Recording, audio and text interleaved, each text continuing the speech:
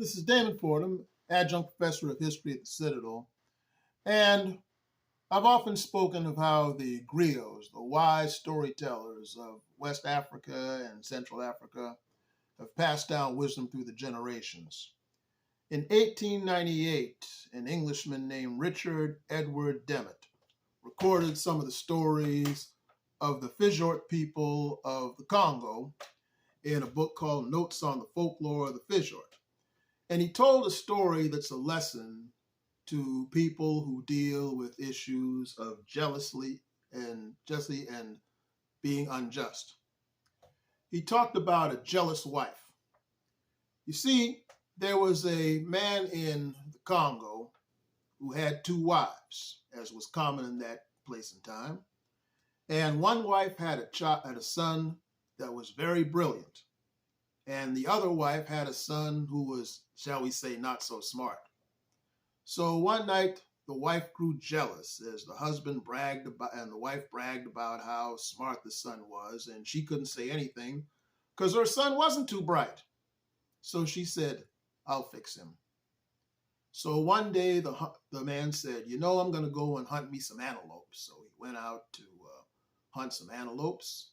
And as the dusk grew, she figured she would slip into where the two boys were sleeping. So she said, "I know what I'll do." She took a razor and stabbed one of the boys, figuring, "That'll take care of this one who thinks he's so smart." But as she did this, however, one of the boys looked up and said, "Ah!" He was terrified and ran off.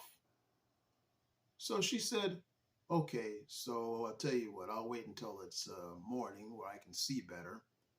And I'll bury this kid, and since the other boy ran away, nobody will be the wiser." Well, so the next morning she got up and went to bury the boy that she killed. And then the light revealed something that she didn't count on. The boy that she killed was her own son. And it was the wise son who ran away, who went out and told on her. And let's just say that the village and the husband sort of took care of her on a permanent basis.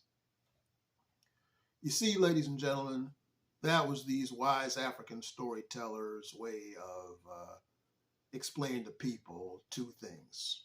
Number one, jealousy doesn't pay. And number two, the unjust don't prosper. This is Damon Fordham.